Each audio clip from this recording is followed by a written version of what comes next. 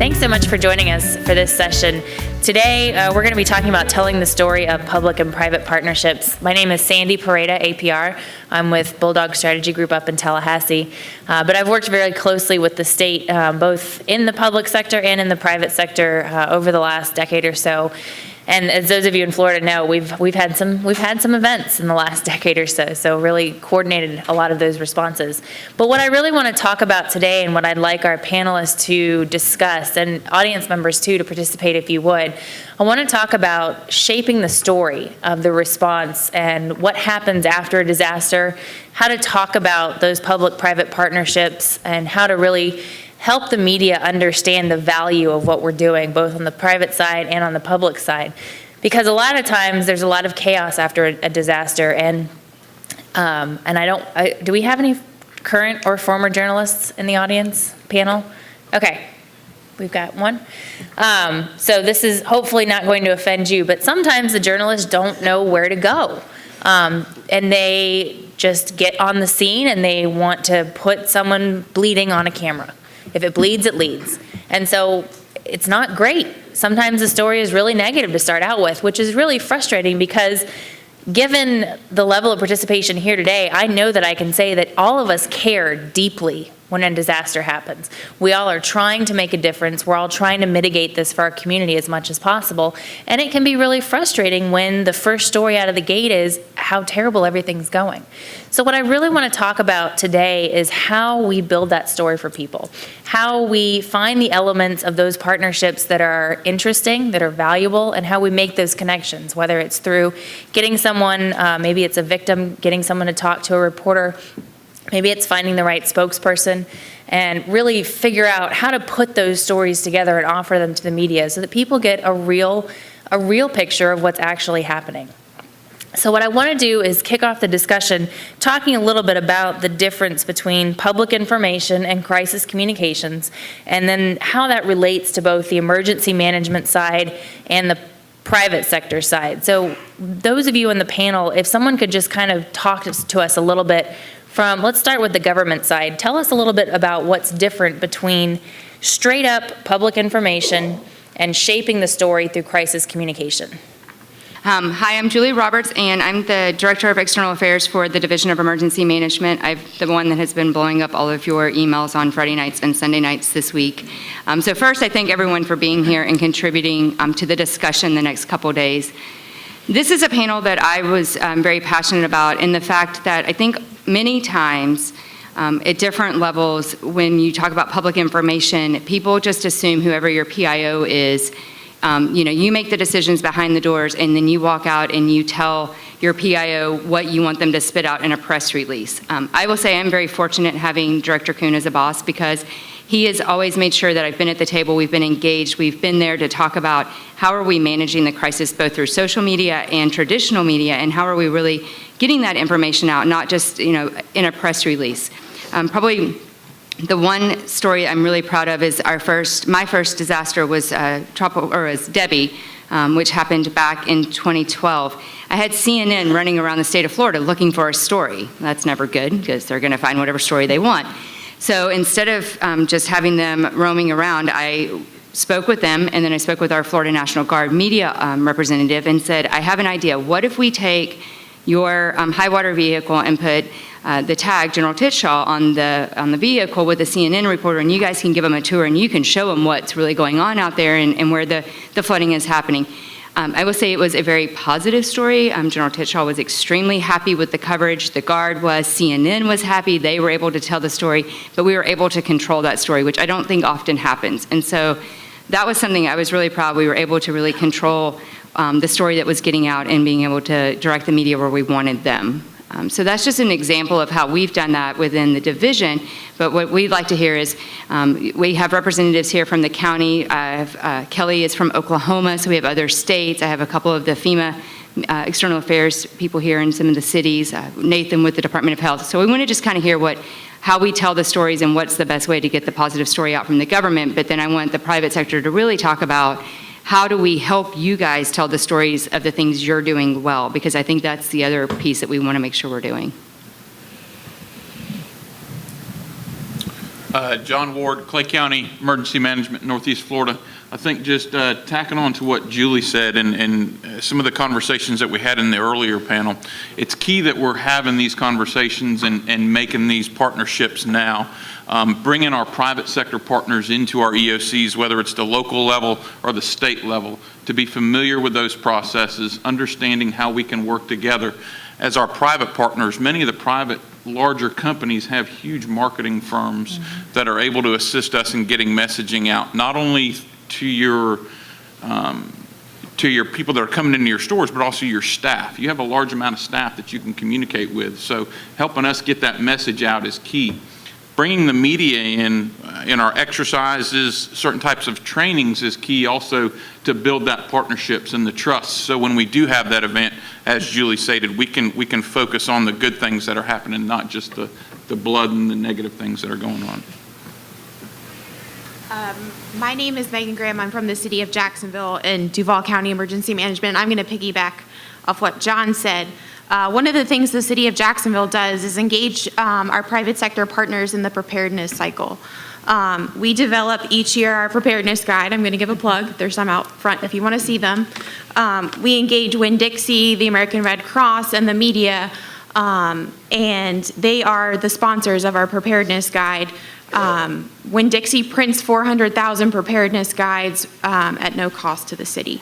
And the media develops preparedness messages prior to the storm so that they're already engaged when the crisis happens, and we already have that as relationship established. Lisa Miller here, representing many property insurance companies. I know insurance can sometimes be an icky word in this process, and I want to commend Julie and Director Kuhn for trying to build a bridge between the property insurers and emergency management, because many of the tools that are used in property insurance can help you as emergency managers, and we want to educate and help you do more of that. In terms of how to get the story out, it was so interesting in the 04 and 05 storms, working with great folks like Lynn McChristian here with the III, the Insurance Information Institute, and of course Bill. Reporters don't like insurance either. Who was our reporter in the room? Happy to help. She's not raising her hand Okay, anymore. just happy to help you understand it, because insurance companies are so easy to pick on, and they are their own worst enemies. I say that all the time. But think about what happened in 04 and 05. We had over 1 million, almost 2 million claims in 04 and 05, 8 storms, and most of those were paid within 90 days, 90% somewhere in that area. So that is a great story of what the insurance industry does, and Lynn and others are trying to get that story out. But those of you that are frustrated with Mrs. Smith, who lives at 123 Elm Street, and that is a single adjuster that did not show up when they were supposed to, is what makes the papers. So we try very hard to educate reporters, folks like you, that insurance is not popular, but it's there when you need it, and I think it helps us a lot in understanding the holistic picture of emergency management, both public and then the private side of what insurance does and sometimes doesn't do can be an issue as well. Phil Strauss from FEMA, External Affairs, and I'm going to speak about 2 points. First being what was going to be my second point, but your point is spot on as far as insurance. 2011 across the southeast is when we had that historic tornado outbreak, and in Alabama we had at least 63 distinct tornado tracks. A few weeks later, Joplin, Missouri got hit with that huge tornado. That was a different FEMA region, different type of, it's still a tornado, but different type of event or incident altogether. What we did, since our private sector office just got stood up in 2010, brand new and really engaging the private sector across to all parts of the emergency management spectrum, but then really in that response is in Birmingham, Alabama, we brought all of the insurance industry into the Joint Field Office, which had never been done before. Had a table like this. We had the federal coordinating officer. It was actually Mike Byrne, who was in Sandy. He was New York's FCO. So he was sitting there with the state coordinating officer, which here would have been Brian Kuhn, and the Small Business Administration, and then all of the major insurers in the state, Cotton States, Allstate, State Farm, Alpha Insurance, and so forth, and basically said, what are the issues? And it was very timely for several reasons. First, you look at, if we're going to look at the customer or that disaster survivor, if little old lady Her husband's been the breadwinner. He gets taken out. He's killed by the tornado. She's all of a sudden trying to deal with the SBA, FEMA, and the insurance company who speak 3 different languages, different aspects of English, and when you get into all the different points of that. And then you look at what happened in Joplin, and the key is, speaking of the newspaper, Birmingham News started doing a story to say, why are the people in Joplin, Missouri getting their federal disaster assistance and getting their insurance policies taken care of much sooner than in Alabama? And well, because she didn't have the number of people in the insurance industry to go out there and do all the adjustments and the settlements across so many different counties. If we would not have had that meeting in the Joint Field office before the Birmingham News, we didn't know it was coming. This was serendipitous. It was coming several weeks later. But it could have been where it was a FEMA said this, the insurance industry said that, and it could have been an us versus them, and then this is why it's not happening here in Alabama like it is in Joplin. And it really negated a national story because we sat down like this well in advance and had that understanding of insurance industry. What do you need from us? What are you telling both your policyholders but also the news, so we can be that united front and make sure the right story as far as accurate is getting out. What I first was going to say is in external affairs, when something happens, DHS, Department of Homeland Security, is designated in the National Response Framework as that Emergency Support Function 15 or external affairs. They're the ones that are going to deal with all the major media, deal with the states and through the regions and so forth. And then FEMA is that coordinating agency that is responsible for setting up that joint information center with all the federal agencies, Army Corps of Engineers, Small Business Administration, the Coast Guard, anybody that has a play in dealing with that response. That way, Coast Guard's not sending out a news release, and then FEMA's sending something out that might be slightly off an hour later, and then the Army Corps of Engineers, it's all combined and coordinated. And also now they're interacting and really supports the state, but also interacting with the private sector to make sure that that consistent, accurate, timely message is getting out for the sake of disaster survivors. So that's how it's set up on the federal side. And of course, that Joint Information Center in a joint field office, we're supporting the state's messaging, and you'll see always a news release that it goes out. It always has Florida Division Emergency Management's logo right next to FEMA's, and then if Army Corps has part of that story, all those are on that joint letterhead. So that's how it works as far as from the federal perspective. Good morning, Herb Parlato. I'm with Broward County's Office of Economic Development, ESF 18. So on the business side of things, I think what we learned from Wilma in 2005, and I know it was discussed in the last session, that we had point of distributions pods set up to where our private companies and businesses were already open. So what we've begun to do is put together a list of contacts and relationships with some of our large groceries, prescription drug companies, Walgreens, CVS, to make sure that we get out to the public through business flash reports, who's open, where they're open, and have that all mapped out for our residents, just to avoid some of the negative views we had from the media with the lines wrapping around the corners for ice and water at some of our pods. These businesses were open, and we need to make sure that we promote that they are open. So. Good morning. My name is Nathan Dunn. I'm with the Florida Department of Health Communications Office. Appreciate the opportunity to be here today, and we partner with the Division of Emergency Management very often on a number of issues, most recently with the Ebola readiness efforts that the state went through during primarily the month of October and continue to maintain a readiness for. One of the things we say at the Department of Health quite often is that good health starts with good jobs, a good education, and a good quality of life. And in Florida, fortunately, we have all three of those, and so together that helps us move forward toward being the healthiest state in the nation. As we think about telling the story, whether it be blue sky or during an event, a disaster, one of the things that we do at the Department of Health is we have a dedicated team that works on preparing messaging. We call it the Crisis and Emergency Risk Communications Portal. And our team knows to go there. Our team meaning both our state communications office in Tallahassee as well as each of our county health departments in each county have a PIO. They know that this resource is there. There's over 2,000 documents that we have template messaging on a wide variety of any type of incident, man-made or natural disaster.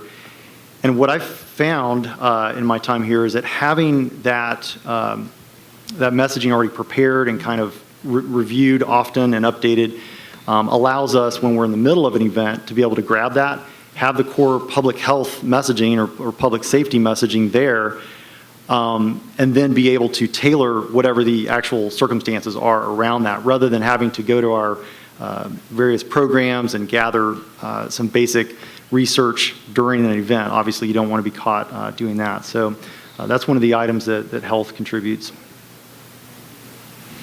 Excellent. Anyone in the audience have anything else to share? All right. Yes. Good morning. This is Chris Summerow, and I'm from UPS. I'm the Business Continuity Director. We've heard a lot of public sector discussions, and I'm going to try to focus a little bit on the private sector. You know, the topic at hand is telling the story, and that's really a challenge when we have crises, some type of significant incident that happens. But the key really is establishing those relationships.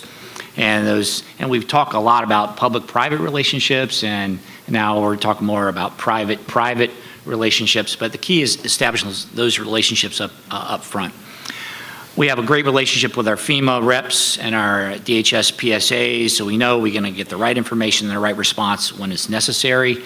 But from UPS's perspective and many private companies' perspective, it's important to have your public relations group connected at the beginning, so they're very knowledgeable about what's transpiring. We have a great public relations group at UPS, and they're part of our information sector. We use ICS. So in our information sector, we have our customer communications group, we have our employee communications group, and our public relations group. So with any type of incident that happens, the public relations group is on the initial comm that goes out. So I manage a 24/7 threat center, and anything that happens in the world will get comm that comes in, goes out to the right party. So up front, we know what's transpiring, and they have the initial facts. What we learned as well with our public relations group is it's very important to have those relationships with the beat reporters, all the different major news groups, and very often our public relations group gets pinged constantly on different type of incidents that happen, and then they come back to us to make sure that we have the right information that we can provide to them in relation to response, to security, anything significant that happens to UPS. So this morning, late last night, thing's happening in Sydney, Australia. You see the hostages in Sydney, Australia, and we got pinged on it early on what's going on, and it does impact my business because it didn't impact a UPS location or storefront, but we are one of the world's largest airlines, so we had a response early this morning about what do we do with our crew hotels to ensure that we moved our crew hotel to a different location because it was in the general area of this hostage problem. So PR is engaged, they know up front what's transpiring, so if they get a hit from the news wire, they're already prepared and can respond effectively. So telling the right story, I think, is really important, but it starts and it has to begin with those right relationships, whether it's the public sector, private sector. It's just make sure everybody's linked and knowledgeable about what's transpiring at the utmost beginning point of an incident. And Chris, to offer a counterpoint to your success story in Sydney, for some of you may have seen Uber, the car sharing company, which operates a demand pricing model. So as more people need rides, the price goes up. Well, a lot of people needed rides out of Sydney, so their price skyrocketed. So they've been slaughtered in the last 12 hours with regard to that, jacking up the price, trying to get when people are just trying to get somewhere to safety. So that's an example of a company who hasn't thought through what are the potential consequences of natural and man-made disasters. So if anybody's looking for a crisis comms job, I'd email my resume to Uber today. But again, that's something that companies need to think about, and I think government can play a role in helping ensure that they're getting the kind of intelligence they need to make those kind of business decisions. If I can add from a nonprofit perspective, I'm Kevin Smith with the Salvation Army. We can do one heck of a job when it comes to our public relations and getting you to bring a turkey, to volunteer to ring a bell at a Salvation Army kettle, and we can do a volunteer drive and get people very motivated, and that's what our PR professionals are geared to do. And as you talk about comparing that to crisis communication, our PR folks that are trained in doing nonprofit work every day aren't geared to that instant information that is critical during times of disaster of what we call a public information officer. Someone that is there to bring information to the public, to motivate them to take action, we don't do so well at. So we are constantly in an from very few of our people talk emergency management lingo and talk in the public information realm to explain to nonprofits. We need you to help be a force multiplier in the community from messages from government. We want you to go to the JIC, the Joint Information Center, and most of our PR people look at us and go, what the heck is that? And understand the value of working with government to get information out, but also working with our private partners who are there in that Joint Information Center to get key information out to the stakeholders that are our donors, that are our residents that are in communities that have been affected by disaster, and how we can motivate them to become helpers in the disaster rather than victims. Part of our role in changing that crisis communication or public information officer role is to continue to train our public relation people on how to relate into a world of instant information that helps benefit the community. And one of the things that I've looked at in messaging that I don't do very well is by sharing with private sector how you can help the Salvation Army. And one of the things that we've got to do a better job of integrating the private sector into the communications is very indicative of some of the things that you hear when someone wants to donate fur coats to Miami, and they want to make a big deal about it because it's a very generous donations of thousands of dollars. We have to do a better job of saying what we need so that communities, people, corporations, private sector can help to identify how they can help contribute. And we need to ask the private sector to engage in that, to say, like UPS did in Haiti. They didn't come to us and say, here's a widget we want to donate to you. What they came and said, we have a multitude of solutions. What do you need, and how can one of our solutions help you? And in the result in Haiti, UPS stepped up with this great scanning system that helped us to identify persons who needed assistance and set them up on a repeat basis. Very innovative solution. But that came about because the private sector was willing to say, what do you need? And we were able to say, well, here are our problems. Help us find that solution. And that kind of integration is not something that we deal with every day. So we've got to help change that culture and how we communicate better between the private sector and the nonprofits or the non-government organizations. All right, we've got one on the side. I'm from Palm Beach County. I want to say that we have an extremely good working relationship with our media. What we have is a room that we call the EIC, that's the Emergency Information Center.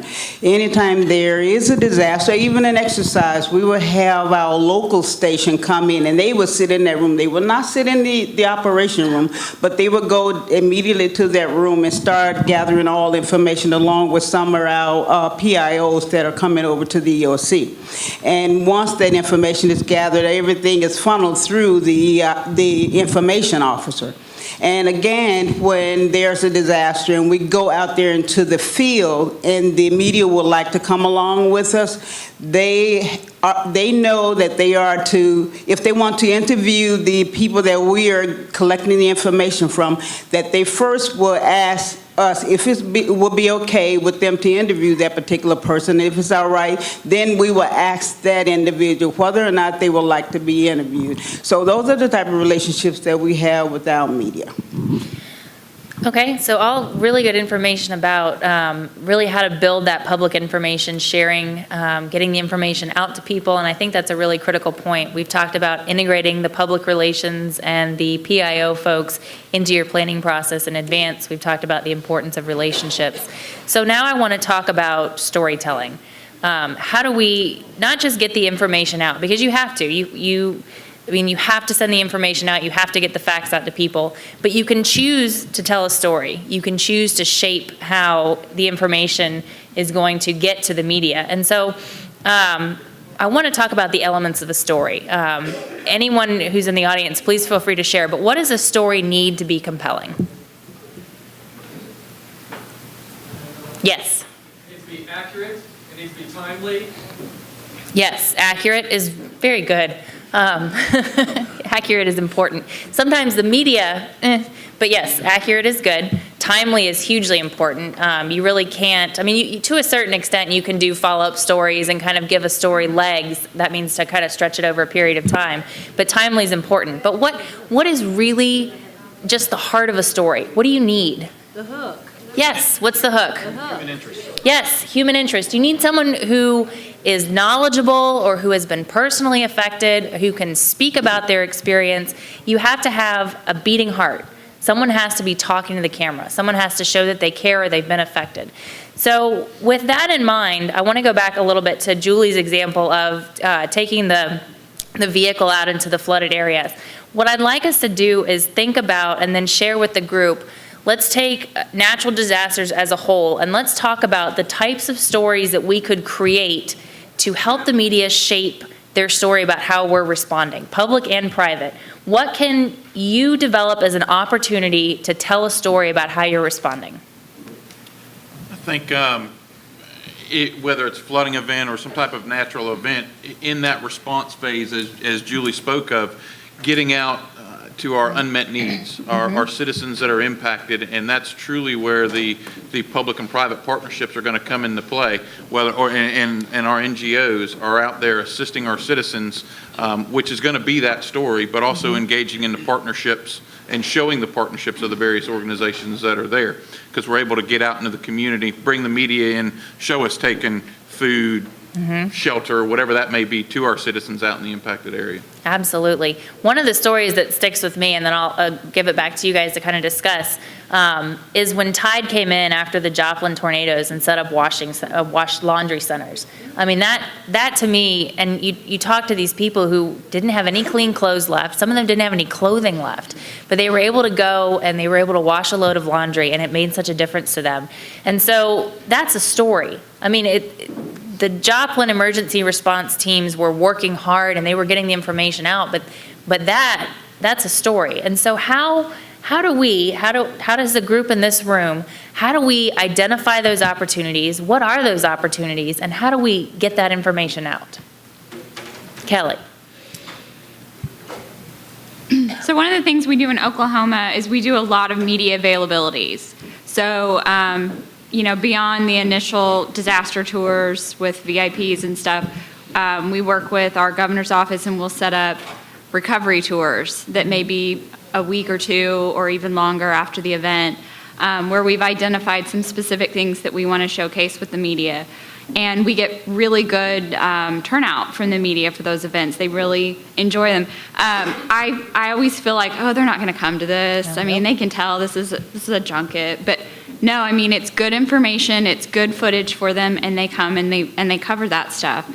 And really providing them with, as Julie said earlier, providing them with, they don't just want to get your news release about it. They want to get access to this information and people to interview. When we do our damage tours, we always, basically we kind of just run ahead and we identify people that are willing to talk to the media and have a good story to tell, and preferably someone who's not mad about the disaster, but someone who, is just going to be good on camera. And we kind of guide the media toward those particular houses. We just do a lot of things like that to try to tell those positive stories. And then at the state level in Florida, we rely very much on our relationship with ESF 18 in our public information, ESF, to bring us those stories potentially from the private sector where they are out in those communities, and then we can share that as part of our disaster response information. So that relationship is very important. Aaron? I'm going to go back to one of the things that Sandy said early on. The media doesn't know where to go. If it bleeds, it leads. That's our fault as communicators. The time to tell the story, and the story is that, in my opinion, is that a strong, healthy, integrated business community is part of the community, the health of the community as a whole. The time to tell that story is to focus on it prior to a disaster. We focus on so many things during the response phase. And to be honest, it's very difficult to tell a good story during that time because there's so many moving parts. One of the things that we have the opportunity to do here is to work together as a public-private entity to partner up to tell those stories during Blue Sky events, to kind of train our media, our local and national media, to look towards us for those types of stories and to have an idea what to expect from us as we move forward through the response phase. This will allow us to present positive stories without it seeming overly scripted when we do take them to a location where there's been some significant devastation. I think that's an excellent point. Access. If they know they're going to get something from you, they're going to come back to you. They're definitely going to come to you first. Any other thoughts? Yes. Rob Reynolds with Serpro. I think kind of coming from the vendor perspective, I think it's our job as a vendor to help you to be able to tell a good story. And that goes back to the pre-planning and kind of the theme of why we're all here is to have these agreements in place, no matter with what vendor it is, that you're confident that when something does happen, you're gonna know that either your policyholder or your building is gonna be taken care of quickly. And again, that aids the success and the positive message. And Chris? Sandy, I want to take you back to Sandy. So Sandy. The name's been retired. I mean, that's all I have to say. But still something that's very vivid in my mind to see a UPS vehicle, it's a P1000, a long brown truck, driving through the city of New York, water amongst the tire, right at the lower level of the tires. And the point was, we're out there delivering your packages. And UPS, we want to be the first to be back out there to support you as a customer. And it's still really vivid. But we can't do it ourselves. We have to rely on the public sector to support us, to provide access, to allow us to get in to those respective areas. But we have a good story to tell, and we want to tell that. But looking at how we can craft the message going forward, we do a lot of planning to ensure that we get that right message out. For Sandy, I was interviewed with our network planning director as well on how do we support and respond and provide network capability at UPS. So we got interviewed by a number of reporters to ensure we had the right message. And we go through media training, and we did some things with our PR folks to ensure we had the right message to communicate effectively. But it's all back to planning and to ensure we have the right message crafted going forward. So, on the side here. Yes, Steve White, Jody Recovery. I'm very interested in the relationship between the elected officials and staff in getting the message out, because the big press conference, and Sandy with Chris Christie is probably the best example.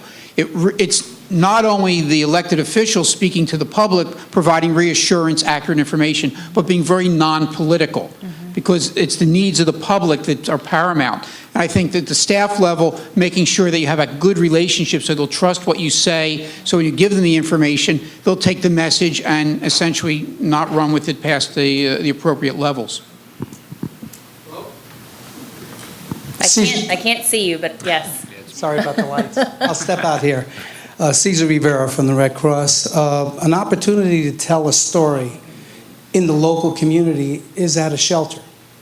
And there was a time when that was a challenge to manage with public affairs and shelter managers, having media arrive on the scene spontaneously. But I think our public affairs people handle that very well, and they guide our staff through the process. But there's a lot of connection points at every shelter. For example, usually shelters ramping up, there's private sector connections there because oftentimes our vendors are feeding. That first round, that second round of feeding is done in kind or contracted with us, but the point is a lot of good connections are there. The casework that we do or helping clients, for example, local pharmacy will facilitate the medications and someone can pick it up for the clients and they don't have to leave there.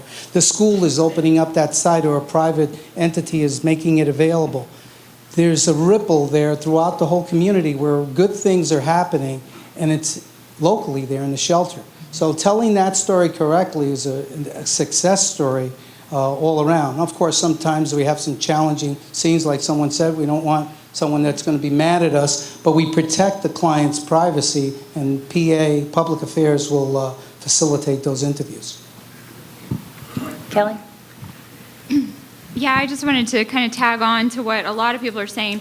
I think sometimes for us in external affairs or public information, we don't always know all the stories to tell for some of you guys. We can include some of that if we had more information. I think that's why it's really important to go to events like this and have those relationships so that you could drop us a line and say, hey, did you know we're doing this, this, and this? And you didn't even ask us. We're just doing it because we want to, because it's the right thing to do. And a lot of times when we do our different media availabilities, we like to showcase different business involvement. A lot of times it ends up being a mom and pop shop because that's kind of sometimes what we hear about and what kind of tugs at our heartstrings. But, you know, that's not to say it couldn't be some other type of business or a chain business or someone else that's contributing to the local community or that's been impacted but they're trying to recover or whatever. I think the more we know about these stories, the more we can help you tell them. And of course, you all have usually way bigger PR staff than we do, but still, we want to help talk about those sorts of things. And I know in Oklahoma, our governor is real big on public-private partnerships, and I think Florida's probably the same. So bringing the governor's office in is a great idea. Here, can I? Yes. Visit Florida. You know, one of the, as we know, tourism is the #1 industry in the state. And, you know, one of the things we do, and one of the things that hurricanes allow you to do, is we'll take all the media down we're running in drive and fly markets. We'll take it all down. We sit for 72 to 96 hours, assess the situation. We know what's open for business. We know what is, and we have 7 regions in this state. And we'll go back out then and geo-target things that are open because we want to get the message out that Florida is still a vacation destination as quickly as we can, which starts to tell a different story than the disaster itself. And we're sensitive to what the situation is, but then we work with the local DMO or CVBs in the affected areas, and as soon as they're ready, then we put dedicated media behind that to start to push that area is back open. It's a great destination. Come visit. So we work closely with both the counties, cities, and then with the state agencies on that. But we try to get back to business as usual as quickly as we can, being sensitive to the disaster. I just want to echo a little bit of what Paul just was talking about. So back, everyone remembers about 4 years ago, a little oil spill that happened out in the Gulf. And the media, God love them, kept showing birds with oil all over them and claiming that it was Florida, and it was not. And I actually had the opportunity at that point. I was still out on my own and had a PR company, and I was hired by Visit Florida to work with them on the oil spill. I worked in the EOC with them, but then more importantly, I coordinated the Great Visit Florida Beach Walk. And so that November, about a week after the election, we had volunteers go out and walk all 836 miles of the beaches in Florida and take pictures and show. So we were able to take a negative story and then be able to spin it and tell the media, look, we have a video and we have a photo of every single mile in the state of Florida. Luckily, we didn't have oil here, so it worked well. But you know, it's just how do you work with the media and how do you come up with something creative that's different than what we would normally see? And that was, you know, when I first went to Visit Florida and said, hey, let's do this, I think they all thought I'd lost my mind, but it worked, and it was a positive story in the end. Hey, Julie, how would social media play into that now if you were doing that same thing today? I actually think social media would help us today because one of the things we were doing is people were taking pictures and there was video being uploaded from the Visit Florida website that showed the beaches are clear, but in today's day and age, I think there's 2 sides to this. Now, you could have the person who's standing in a beach that is really being impacted by the oil that is not in Florida, that's claiming they're in Florida, and that's, of course, you're going to be having to do the counter saying, no, you're really standing in wherever you may be, there's oil. But I think it's positive because people would be able to take instantaneous photos and uploading them to social media. You know, that's the one thing that we haven't really touched on here on this panel is social media has totally changed how we handle emergencies, whether it's from the private sector or from government, because everything is instantaneous. Once it's out there, you're having to figure out how to counter the negative if it is negative, but it's also a really good tool for us to be able to use social media to push out the positive stories. If you guys follow the division's social media, whether it's Facebook or Instagram, we have Twitter, we have all the accounts, we have the divisions, plus we have the private sector. You will have seen that this week, we have been pushing out information on all of our partners here and thanking them, because we would not be in this room having this event if I did not have these partners that have supported us. So we use social media for a lot of different ways, not just disaster related. We use it for the preparedness side as well. I'm going to go to Aaron, but just 1 second if I could. Quick homework assignment that we can do right now. How many external affairs, public information officers, communications professionals do we have in the room? Raise your hand. Okay.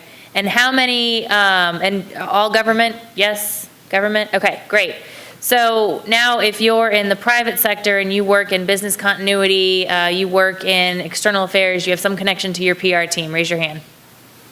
Okay, so you two groups, you need to meet each other by the end of the day tomorrow and talk and exchange contact information, because that's how these stories are going to get connected. So just, I know it was quick and I know the lights are bright, but by the end of the day tomorrow, I want all of the government people to have met at least a couple more private sector folks to get those stories connected.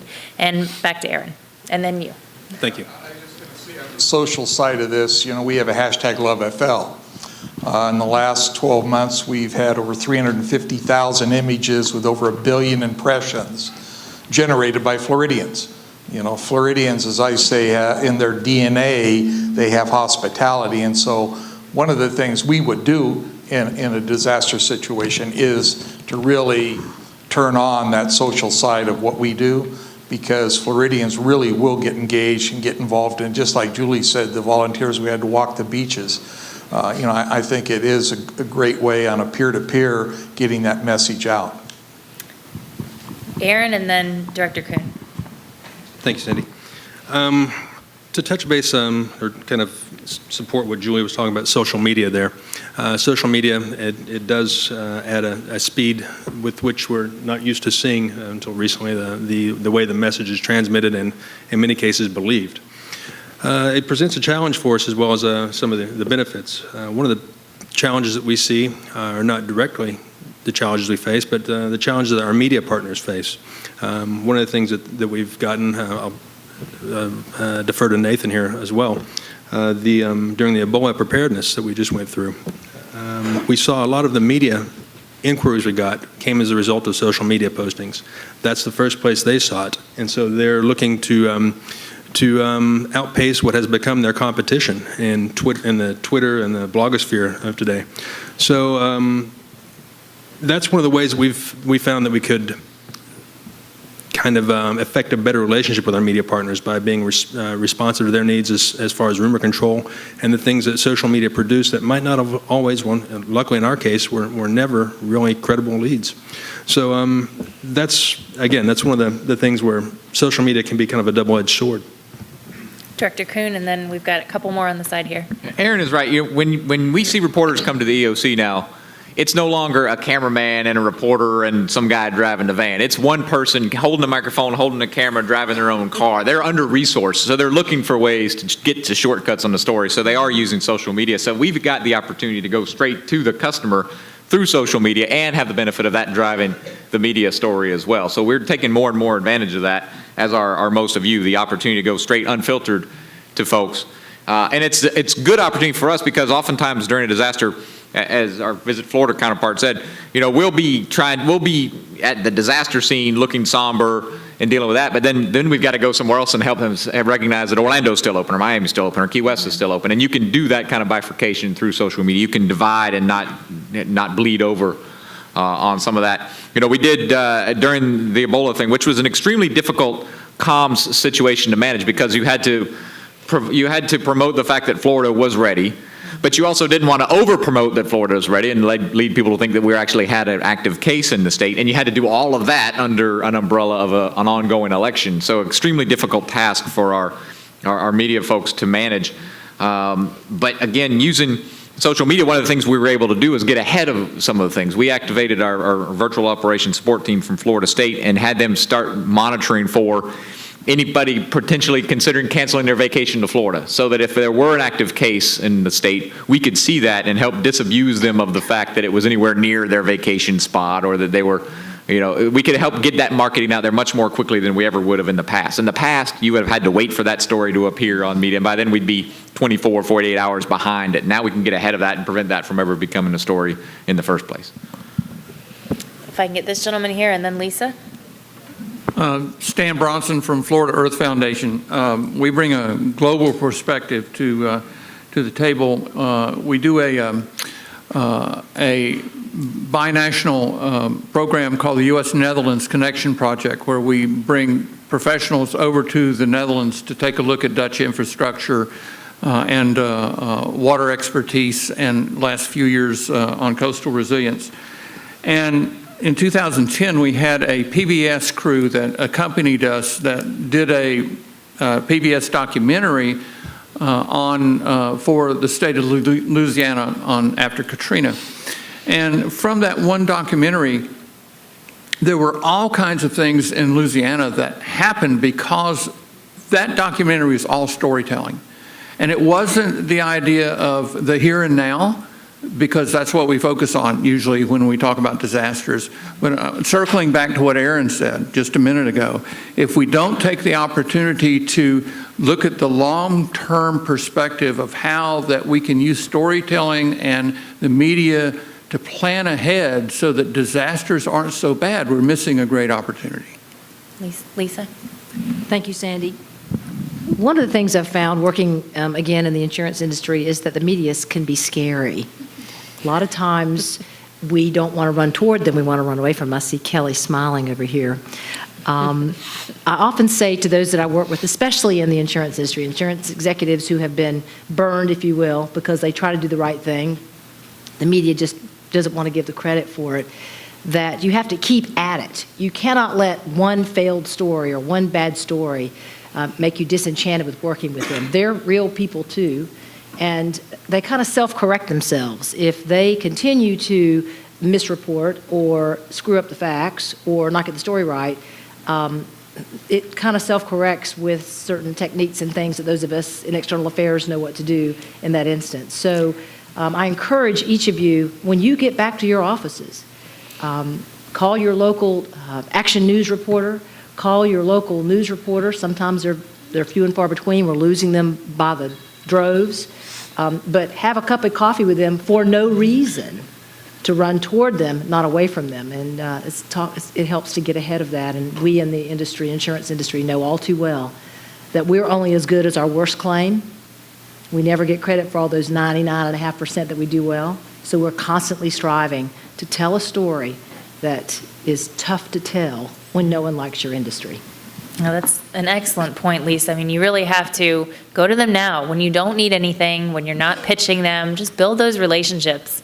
Aaron, you had something to add? Yeah, I just want to add to what Lisa was saying. So much of the media interaction we see, we look at it as media as something that happens to us, not as something we can control. And you see that a lot with the responses and the control of information that the PIOs are accustomed to giving out. It's more about controlling what is said versus crafting the story. And that's a mindset that we have to kind of change internally as well.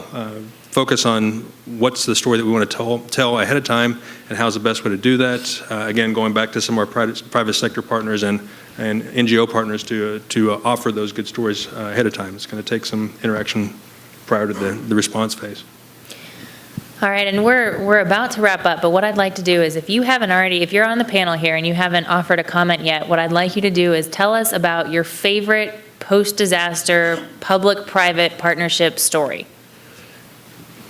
Sandy, while everyone's doing that, I just want to take a second. We've talked about all like disasters and the private sector and how to tell the story, but I actually just want to give a quick shout out and a kudos to UPS, because last week I saw probably the most awesome video pop up on my Facebook, and I just want to make sure if you guys haven't seen it that you go out and check it out. You can just Google UPS and the little boy. Yeah. So there's the story of the little boy who is a fanatic UPS. He's probably wants to be a UPS driver. He's like 4 years old. And it's the most amazing story of the driver who's worked his neighborhood and brings in packages weekly. And the little boy is so excited. He has his little UPS uniform on. And then the day that they pull up with the UPS truck and they unload his own little mini UPS truck, and they take it out and he's delivering the packages. And we're sitting here and we talk about the media and the stories and disasters, and it's somewhat always a kind of a negative world that we live in that. But knowing that Chris was going to be here and UPS was one of our partners, that story was a really nice, good story, and it'll make you feel good. So just take some time to watch it when you have a chance. It definitely is heartwarming. So for our silent panelists, I'm gonna put you on the spot. Let's start with Jessica. Tell me about your favorite story, or a story that really made an impact to you in a post-disaster situation. Okay, I'm with DEM now, but my background is actually Red Cross. I was with them for a long time.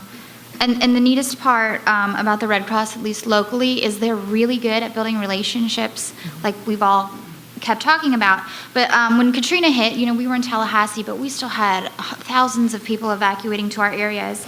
And the relationships that they had already built were already ready, that when this started happening, we had so many restaurants bringing food that we couldn't eat it all. Our staff couldn't eat it all, volunteers, people in our shelters. And so it just goes back to, we had already established those relationships, that we were turning people giving things away because we had done it right. So, yeah. Anyone else? Yes. My name is Tracy Fleming with Walmart. Mine is also about Katrina, and it was just an image that was in a lot of media outlets of Walmart trucks just lining the road, waiting to come into New Orleans, waiting for the green light to, for it obviously to be safe to come in, and they were just idling there for the longest time, just waiting to come in, and I thought that was kind of an iconic image for us. Mm-hmm. Anyone in the audience have a story they'd like to share? Yes. One of the best stories that we had coming out of Waffle House is, and we are known for our disaster preparedness, and every 5 years or so we get a snowstorm that hits Atlanta, and nobody knows how to drive in a snowstorm in Atlanta. But what's interesting about it is every year the media is always looking for something to cover during a snowstorm, and they always inevitably come to Waffle House because they know we're always there. And what was interesting about this particular year is that the sheriff of DeKalb County got on the TV and was talking about how his deputies didn't show up to work, but at his local Waffle House, all the associates were there working. And he wanted to know why, and he was going to start an investigation on his own staff while we could show up to work and his people couldn't. And I think the point of that is, the more in the private sector you try to do the right thing and you are known for something, good things come from that. We've been doing our job for years, doing the same thing without any recognition. Then the media started to pick up on it. Then Craig Fugate mentioned us with the Waffle House Index. And from all of those types of things, good things happen. So if you're going to do something, you do it, and you do it the right way, and you always do it, and good things will result from that. As far as the social media, we have one person that does social media at Waffle House. And to give you a prime example of how that worked is, we had a guy, and I'm trying to remember the name of the golfer that won the Masters this year. Anybody?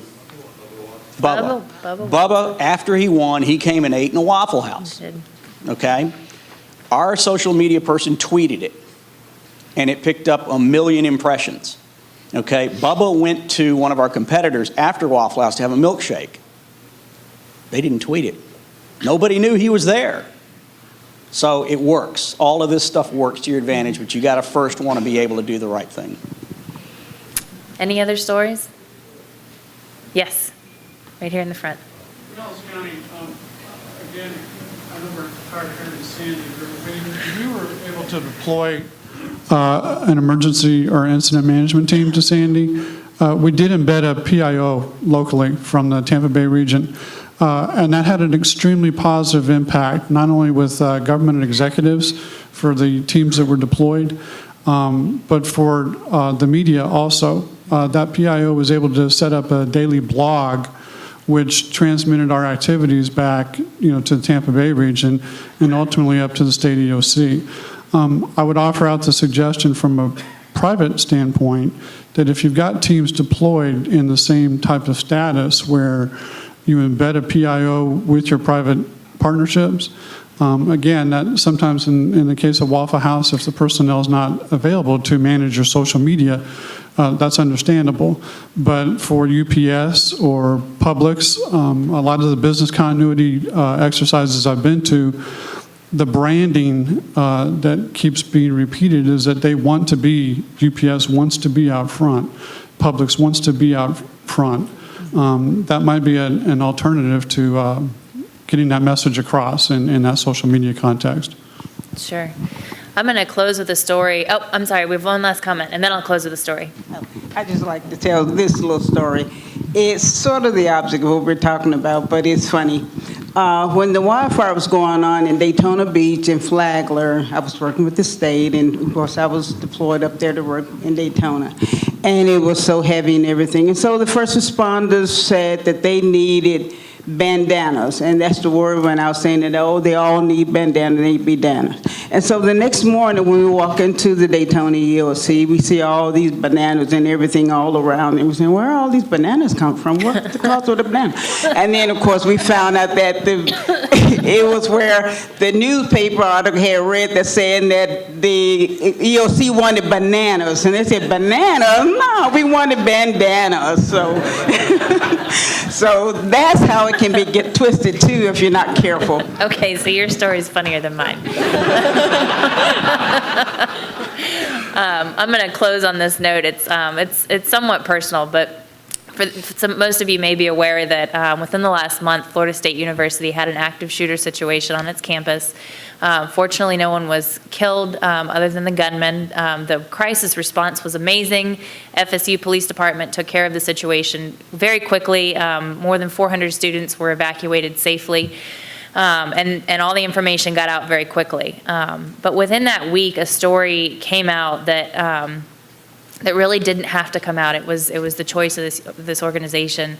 For those of you who know, in Tallahassee, we have 3 universities. We have Florida State University, we have Tallahassee Community College, and we have Florida A&M University. And the shooting took place during finals week. And Florida A&M University decided to extend to all FSU students full privileges on their campus, which meant they could eat in the dining halls, they could study in the libraries, they could get to anything they want. And they didn't have to do that, but they chose to do that. And as word got out, the impact on the community was immense. Even for someone who's I'm an alumni, but so, not a direct impact, but just the goodwill that generated in our community for the students, for the parents, for the community, that was amazing. And so looking for those opportunities, I think that's really key to the storytelling element, is having the relationships. You have to have those relationships so you know what's happening, you know what you can do, but really being willing to think outside the box. I mean, sure, grab a tank, put a general on it, run it through the waters. That's one way to get it done. I don't know what you did with all the bananas, but really being creative. I mean, you have to get the information out, and that's the public information aspect of it, but be a storyteller. Figure out how you want people to remember this situation, build that story, and then deliver it to your media contacts. And I think that's really the key to success here. And Julie. Thank you, Sandy, and thanks for everybody for the conversation. I think it's like, once again, it's a start. We need to continue that conversation outside of this room. So if anybody has any questions or you need anything, please just feel free to find me or any of my staff, and we'll just see you at lunch.